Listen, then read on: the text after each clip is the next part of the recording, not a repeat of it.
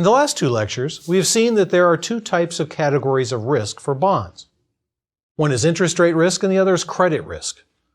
Within the category of interest rate risk, there are two distinct types: reinvestment risk and price risk. The last lecture illustrated the nature of these risks. In that lecture, we saw the following relationships. When your investment horizon is longer than the time in which a bond makes a payment, you are exposed to reinvestment risk. This can happen when you invest in a bond that matures before your horizon. It can also happen if your bond matures on or after your horizon, but it pays a coupon during the intervening years. Price risk occurs when you invest in a bond with a time to maturity beyond your investment horizon.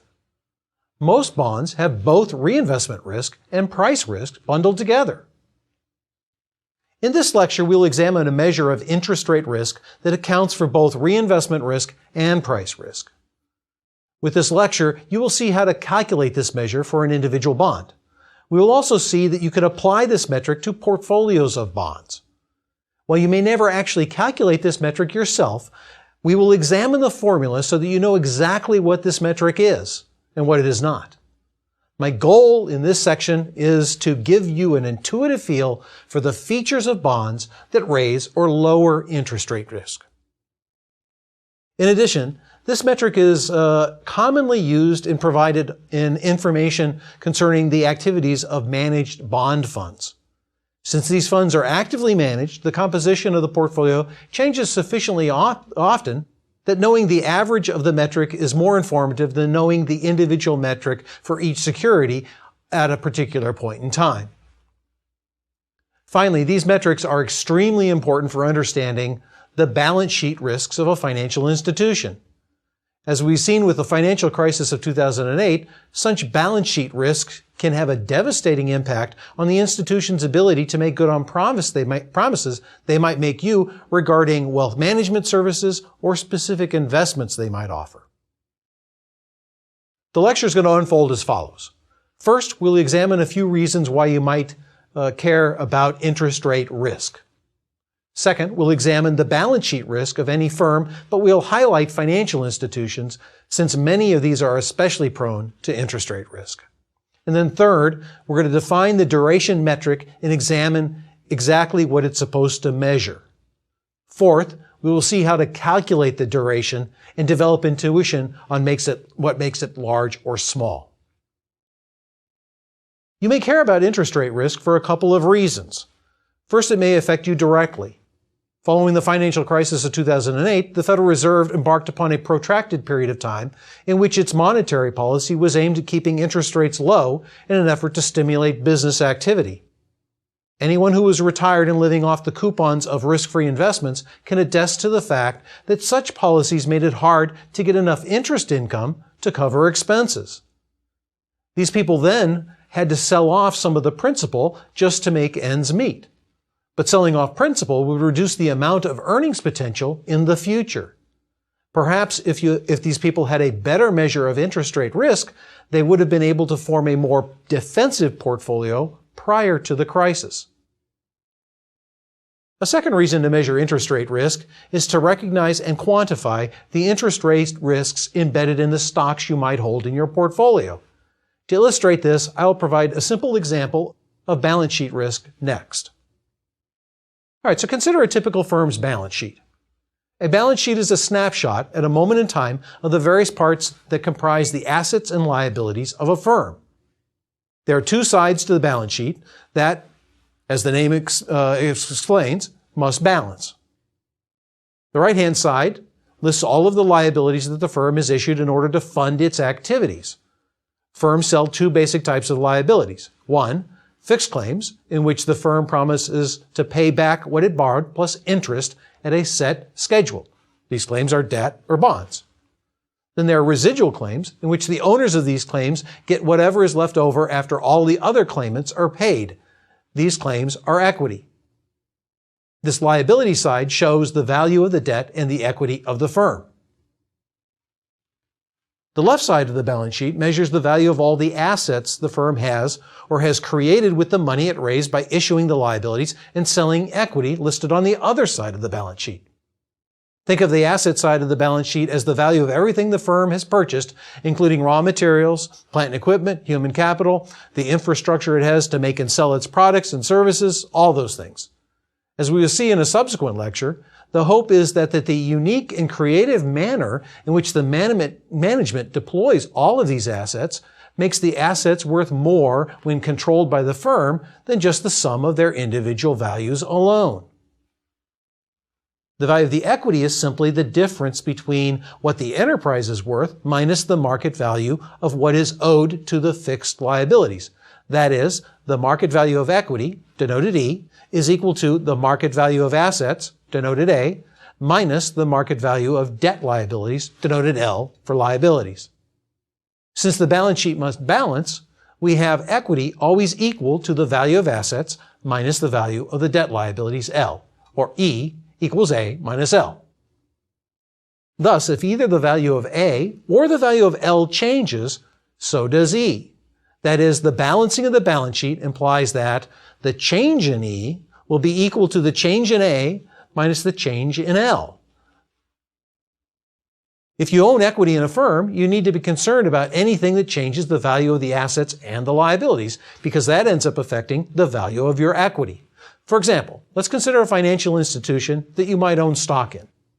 To make it even more concrete, let's consider a depository institution like a savings and loan or a commercial bank. A bank issues a bunch of different types of debt liabilities. For example, they issue liabilities in the form of demand deposits. These are things like checking accounts and savings accounts.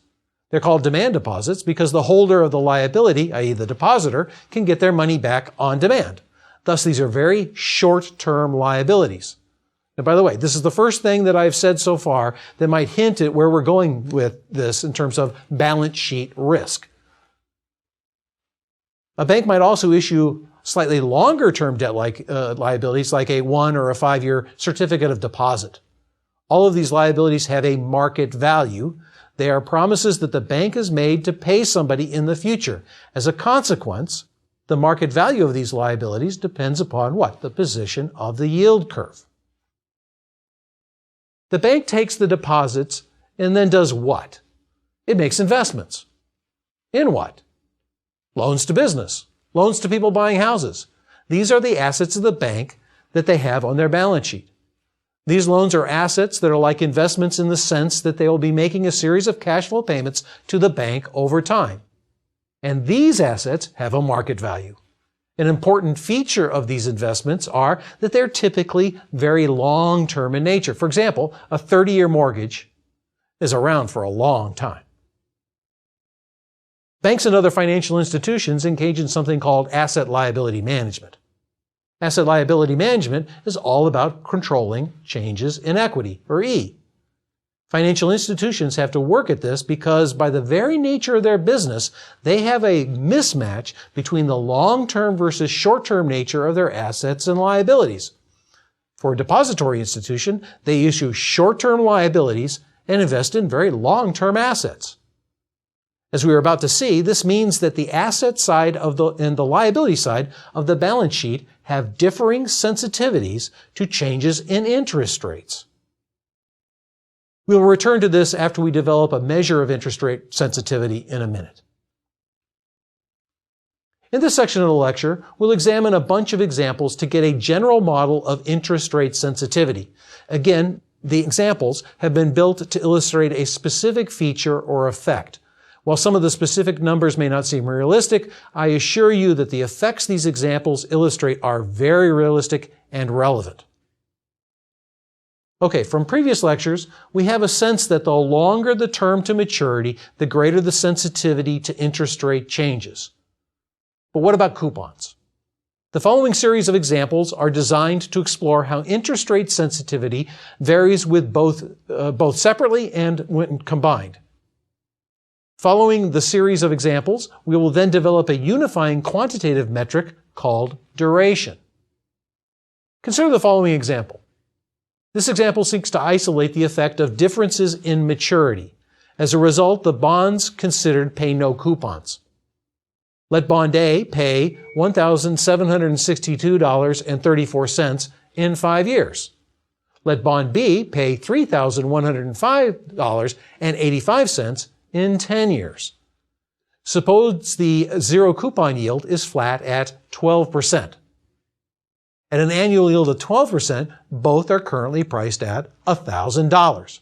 For A, discount $1,762.34, back 5 years at 12%. For B, discount $3,105.84, back 10 years at 12%. Suppose the interest rate increases by 1 percentage point. What happens to the value of A and B?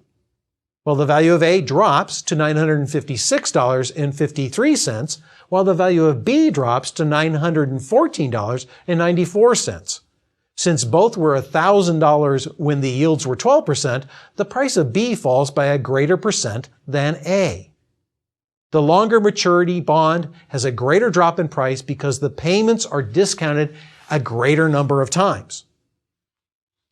Next, let's consider what happens to interest rate sensitivity as a function of maturity if the bond pays coupons. Specifically, let's consider a variety of different $1,000 face value bonds that pay coupons annually.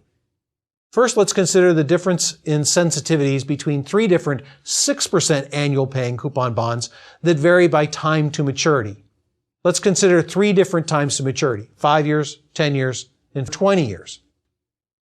As a crude measure of sensitivity, let's consider the average change in the value of each of these bonds given a change in the yields by 1 percentage point. That is, calculate the changes in the bond's value given a 1 percentage point increase in yields, and then a 1 percentage point decrease in yields. Then take the two price changes, add them up, and divide by 2 to get the average price change. By comparing across the different times to maturity, we can see if the maturity effect we documented in the last example still holds when coupons are paid. Let the starting yield be 6%. Since the bonds all pay 6% annual coupon, all of the three bonds will trade at par, regardless of whether their maturities are 5 years, 10 years, or 20 years. Next, let's consider a change in the price if the yields drop to 5%. Clearly, the prices all rise. Furthermore, as with the first example that isolated just maturity, the 20-year bonds price rises more than the 10-year bonds price, which is more than that of the 5-year bond price rise. Next, consider the change in price if the yields rise to 7%. The prices all fall. Similarly, the 20-year falls more than the 10-year, which is more than the 5-year. The average changes in the prices are $42.15 for the 5-year bond, $73.73 for the 10-year bond, and $115.28 for the 20-year bond. So this confirms the intuition from the first example: the longer the time to maturity, the greater the sensitivity to interest rates. Now, so that we can see how the level of the coupon matters, let's up the coupon rate from 6% to 7% and redo the whole exercise. The goal will be to compare the average change in price between the 6% coupon paying bond and the 7% coupon paying bond, holding fixed the time to maturity. Now, there are two ways we could do this. One is to consider the sensitivity of the 7% coupon bond to changes in interest rates given a starting point of 7% for yields. Then simulate changes in interest rates, let them go up 1% to 8% or down 1% to 6%. If you do that, you will see that the average changes in prices are smaller for the 7% coupon bond. Specifically, for the 6% bond, the average change was $42.15. But for the 7% coupon paying bond, the average change was what? $41.03. That's for the 5-year bond. For the 10-year 6% coupon bond, the average change was $73.73. But the average change for the 10-year 7% coupon bond turns out to be only $70.35. The comparison between the two 20-year bonds is even bigger. It's $115.28 for the 6% coupon bond versus only, $106.44 for the 7% coupon bond. Thus, when we consider variation yields around 7% for the 7% coupon bond, the 7% coupon bond is less sensitive than the 6% coupon bond. The second way we could examine the sensitivity is just by keeping the yields as they were in the first part of the example, starting at 6%, and having them either go up to 7 or down to 5. Then examine the difference in the average price changes as the coupon rate goes from 6% to 7%. If you do that analysis, you'll see that holding fixed the time to maturity, the average price changes are actually larger for the 7% coupon bond than they are for the 6% coupon bond. For example, for the 5-year bond, the 7% coupon bond will change an average amount of $43.29 when the rates go from 6 to 7 and from 6 to 5. Recall that the average change for the 6% coupon bond was $42.15. The result is that the bonds with identical maturities will respond differently to interest rate changes when the coupon rates differ. Unfortunately, we got an ambiguous result with the last example. The ranking of sensitivity based on time to maturity was unambiguous. The longer the time to maturity, the greater the sensitivity. But the ranking of the sensitivity to coupons depends upon the level of the interest rate. That is, whether we started at 6 and moved up or down, or we started the yields at 7 and moved up and down. What we need is some sort of metric that will account for all these issues simultaneously. We need a metric that considers all of the dimensions of the bond in determining its sensitivity. Such a metric is called duration. All right, so what is duration? Although duration means something in common parlance, it has a very specific meaning in fixed income analysis. First, I will discuss its economic meaning, and then I'll show you how to calculate it. Duration is an elasticity of the bond's value with respect to the change in the yield to maturity of that bond. The concept of elasticity is from microeconomics. There, economists use elasticity as a unitless measure of how sensitive the demand for a product is to various variables of interest, such as the price of the good, the price of a substitute, or the wealth of the consumer. In general, elasticity is the percentage change in something given a percentage change in something else. Often what matters is whether the elasticity is bigger than, equal to, or smaller than 1. For example, when gasoline prices skyrocketed during the Carter administration, the question was, how much would the demand drop for such a large increase in prices? How much would the demand for gasoline drop? The notion was that the demand for gasoline, at least in the short run, was inelastic in the sense that given a 20% change in the price of gasoline, the percentage drop in the demand would be less than 20%, say only 5%. Thus, the elasticity would be 5 over 20, or 0.25. Meaning that for every percentage point increase in price, the demand would drop by only 1/4 of a percentage point. It's inelastic in the sense that demand is rigid. It doesn't change much. Even when we hit a really big price increase, it's still not going to change much. The demand for gasoline is inelastic in the short run because, at least in the short run, people still live where they live and they still have to drive their car to work. The demand is going to be less inelastic in the long run because if the price of gasoline stays high, people might choose to live closer or ride a bike to work. The duration in fixed income is the elasticity of the price of the bond to the change in the yield. That is defined by the following formula.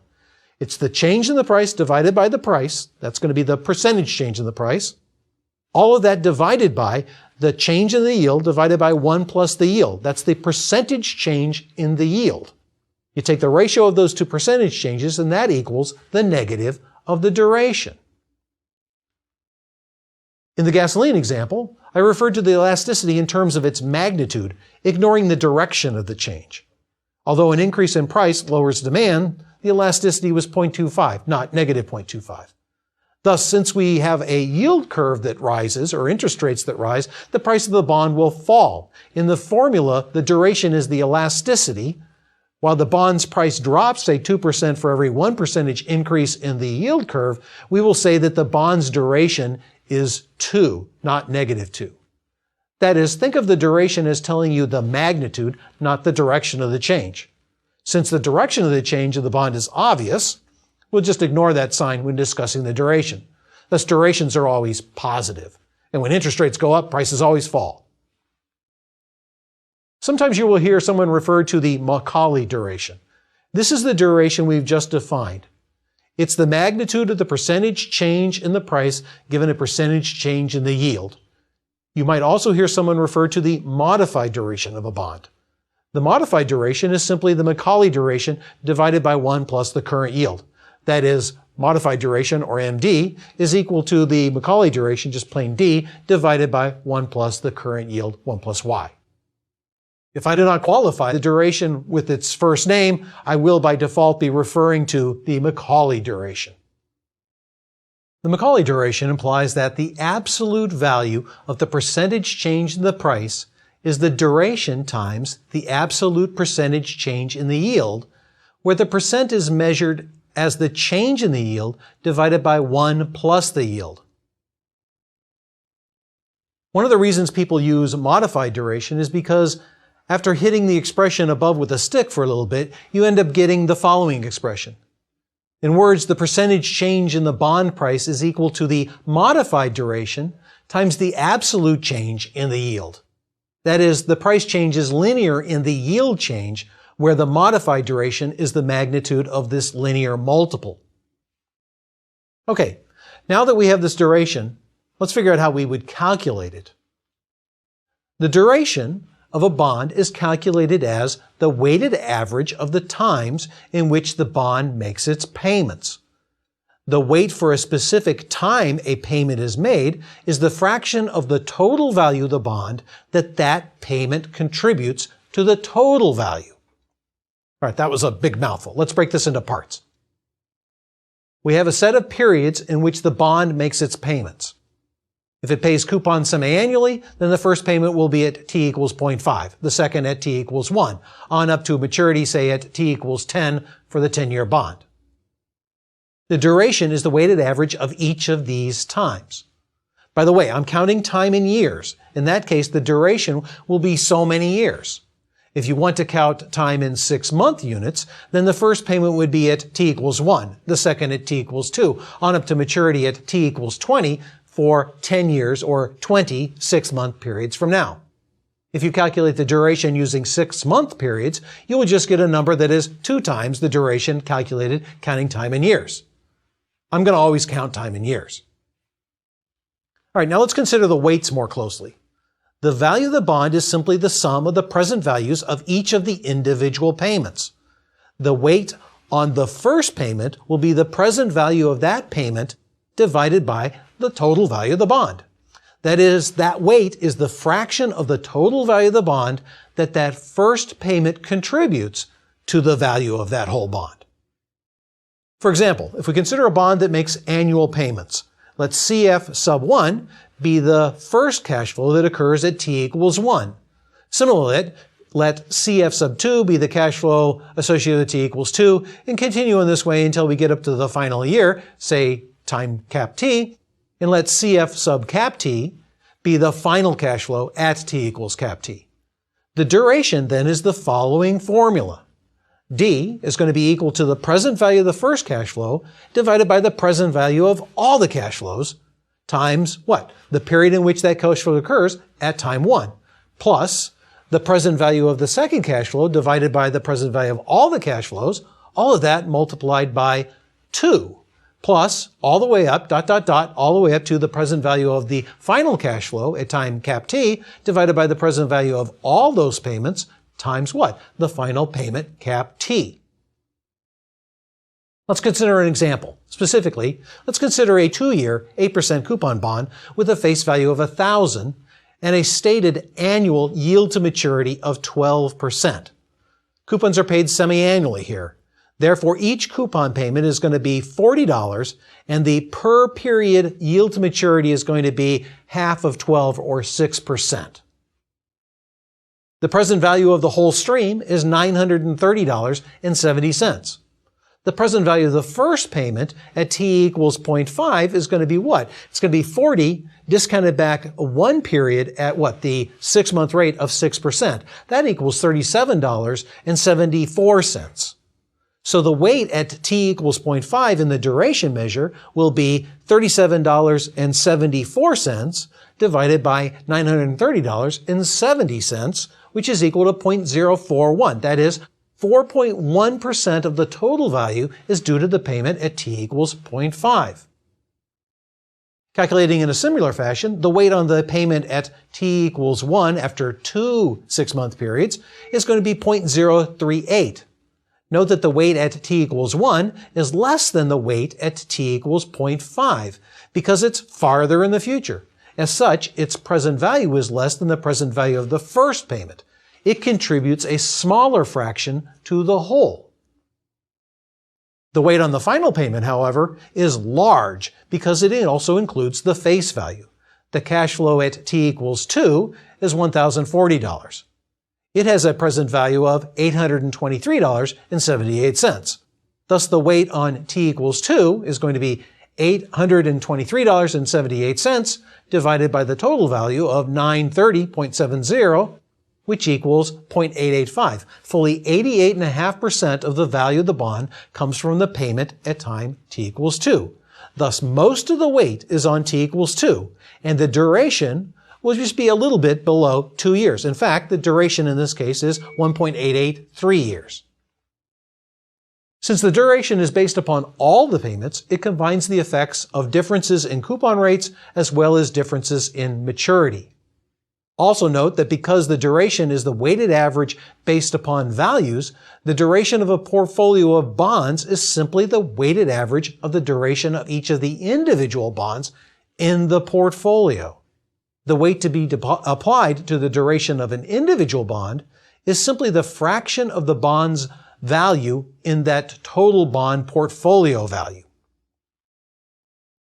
Okay, based on the idea that duration as a weighted average, we can get kind of an intuitive feel for what affects the duration of a bond or a portfolio of bonds. So let's consider some special cases.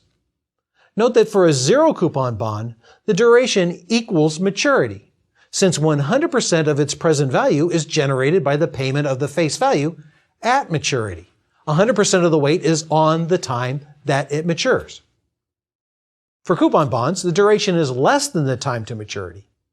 There is positive weight on the earlier payments. As a result, the average is pulled down relative to what it would be with no coupons. Okay, so let's see how good your intuition is. Let's consider two examples. What's the duration of a 30-year fixed-rate mortgage? A fixed-rate mortgage has fixed monthly payments. So just to get some intuition, let's ignore discounting for the time being. Then the duration would be just the weighted average of what? 1/12 for the first month, 2/12 for the second month, 3/12 for the next month, all the way up to what? 12 times 30 twelfths. That's 360 twelfths.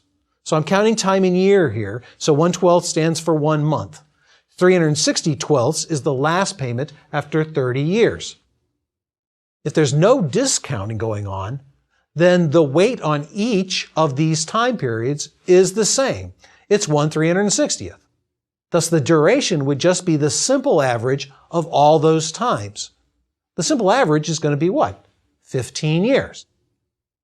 Now consider the effect of discounting. Recall from the previous example, the weight on the first coupon was bigger than the weight on the second, and so on. The same is true for the mortgage. So there's actually more weight on the 1/12th time period than there is on the 360th 12th period. For interest rates around 4%, the weight on the first payment is 3 times bigger than the weight on the last payment. As a result, the duration of a 30-year mortgage is much less than 15. It's actually only 12 years. So far, we have seen that holding everything else fixed, as the time to maturity increases, the duration increases. And as the coupon rate increases, duration falls.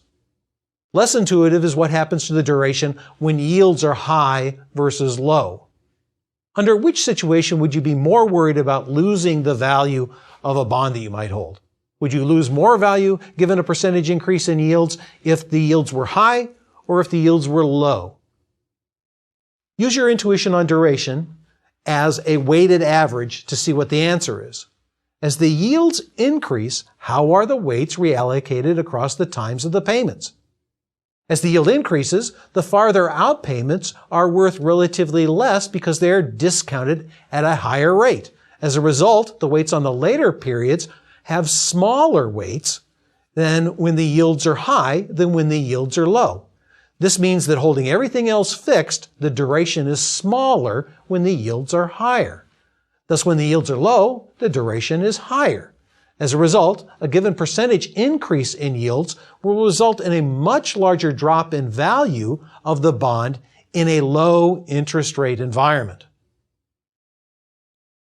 In this lecture, we have seen that the sensitivity of bonds to changes in the yield are determined by its duration. We have also seen how to calculate duration. The important lesson to learn from these calculations is that the time to maturity may not be particularly close to the duration of a bond. Thus, you should pay particularly close attention to the actual duration of your bond investments rather than just think about their time to maturity.